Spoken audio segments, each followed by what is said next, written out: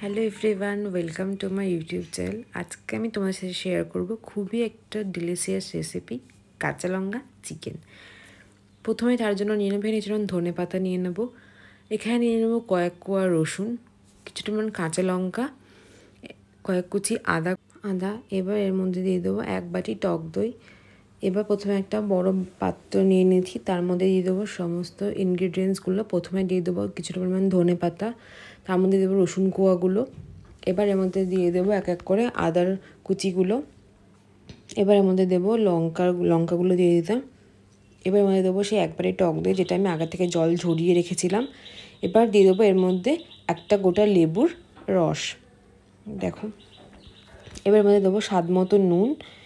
এবার দিয়ে দেবো এর মধ্যে কাঁচা সর্ষের তেল। খুব ভালো করে একটা মিহি পেস্ট বানিয়ে নিয়েছি আমি।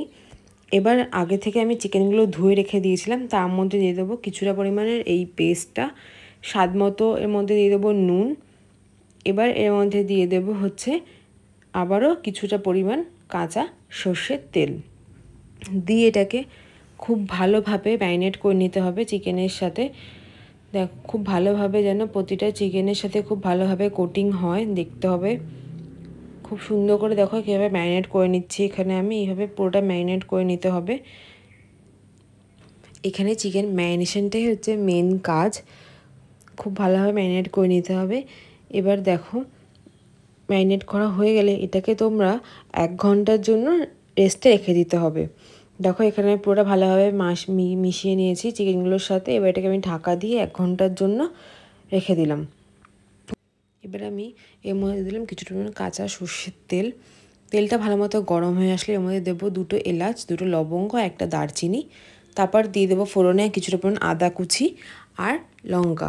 এবার এক এক করে পেঁয়াজটা যে আমি কেটে রেখেছিলাম আগে ছোটো ছোটো করে, এইভাবে পেঁয়াজটাকে সব কটা পেঁয়াজ দিয়ে দিলাম। পেঁয়াজটা খুব ভালোভাবে ভেজে নিতে হবে, খুব সুন্দরভাবে, যাতে এর মধ্যে একটা ব্রাউন কালার চলে আসে। খুব সুন্দর এইভাবে ভেজে নিচ্ছি আমি। এবার এর মধ্যে কিছুটা পরিমাণ চিনি দিয়ে দেবো। চিনি দিয়ে পেঁয়াজটাকে খুব ভালোভাবে ক্যারামেলাইজ করে নিতে হবে, একদম ব্রাউন কালার করে নিতে হবে। দেখো এইভাবে নাড়িয়ে চাড়িয়ে আমি পেঁয়াজটাকে খুব ভালোভাবে ভেজে নিচ্ছি।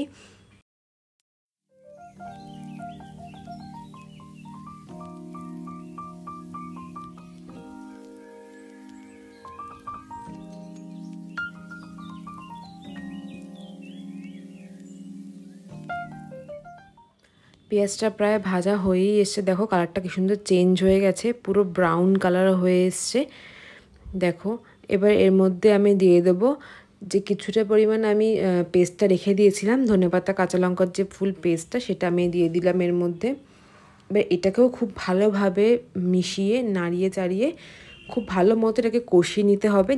তেল না ছাড়া পর্যন্ত এটাকে খুব ভালোভাবে কষাতে হবে, একদম মিডিয়াম ফ্লেমে। দেখো এইভাবে সুন্দর নাড়িয়ে চাড়িয়ে ভালো করে কষে নিচ্ছি।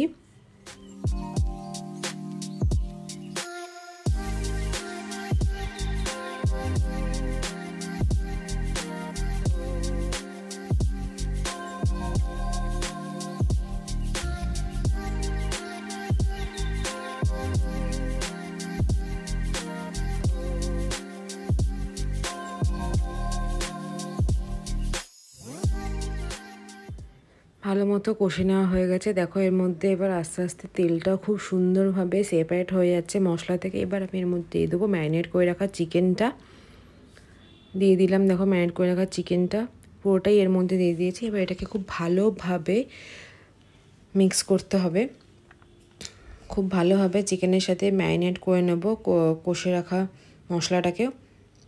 দেখো এইভাবে খুব সুন্দর ভালোভাবে আমি মিশিয়ে নিচ্ছি।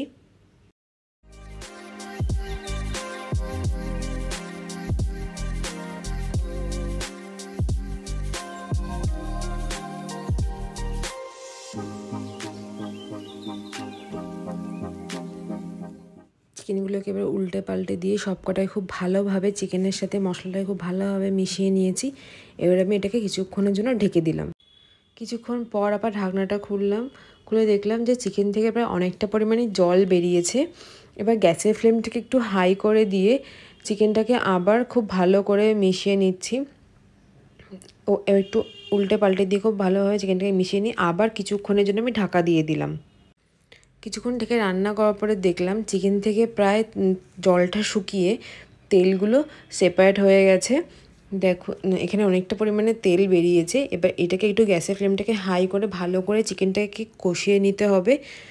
এইভাবে পুরোটা ভালোভাবে দেখো আমি কষিয়ে নিচ্ছি। দেখো চিকেন থেকে অনেকটা পরিমাণে তেল বেরিয়েছে, এরকমই সেপারেট হয়েছে আস্তে আস্তে। এবার এই তেলে দিয়েই পুরো রান্নাটা হয়ে যাবে, কোনো জলের সেরকম ব্যবহার হবে না, কোনো জল দিয়ে রান্নাটা করব না আমি এখানে। পুরোটাই এইভাবেই চিকেনটা রেডি হবে। খুব ভালো মতো কষিয়ে নিচ্ছি এখানে। চিকেনে তোমরা এখানে আলু ইউজ করতে পারো, আমি আলু দিয়ে কিছুক্ষণের জন্য ঢেকে দিয়েছিলাম। দেখো আলুটা সিদ্ধ হওয়ার জন্য দেখো অনেকটাই চিকেনের কালার চেঞ্জ হয়ে এসছে। এবার তেলগুলো অনেকটা সেপারেট হয়ে গেছে। গ্যাসের ফ্লেমটা হাই করে খুব ভালো করে নেড়ে চেড়ে আমি আবারও একটু খুব ভালো করে কষিয়ে নিচ্ছি এখানে।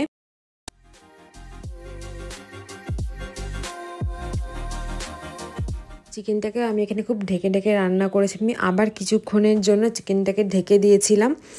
দেখো এবার ঢাকনা খুলে দেখছি চিকেনটা খুব ভালো মতো সিদ্ধ হয়ে গেছে। প্লাস দেখো এখানে সবই মানে খুবই কালারটাও খুব চেঞ্জেস হয়ে এসছে, বা তেলটাও খুব সেবারে ভালো মতো কষানো হয়ে গেছে। ব্যাস চিকেনটা আমার কিন্তু রেডি হয়ে গেছে। একটু ভালো মতো ফুটিয়ে নিলেই ব্যাস আমার আজকের কাঁচা লঙ্কা চিকেন একদম পুরো রেডি। আমি বলবো তোমরা এটা রুটি কিংবা পরোটার সাথে ট্রাই করো, খুব ভালো লাগবে।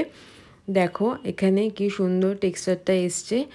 তোমরাও কিন্তু আমার মতো এইভাবে বাড়িতে এই সুন্দর ইজি চিকেনের রেসিপিটা বানিয়ে দেখতে পারো, আর জানিও কিন্তু আমাকে তোমাদের কীরকম লাগলো। দেখো এখানে চিকেনটা কি সুন্দর, কতটা সফট হয়েছে। ভালো লাগলে ভিডিওটা অবশ্যই লাইক করো, কমেন্ট করো, শেয়ার করো আর সাবস্ক্রাইব করো। সাবস্ক্রাইব করার পরে নোটিফিকেশান বেলটা অবশ্যই প্রেস করে দিও, যাতে ভিডিও দিলে সঙ্গে সঙ্গে তোমাদের কাছে নোটিফিকেশান চলে যায় আর তোমরা ভিডিওটা দেখে নিতে পারো।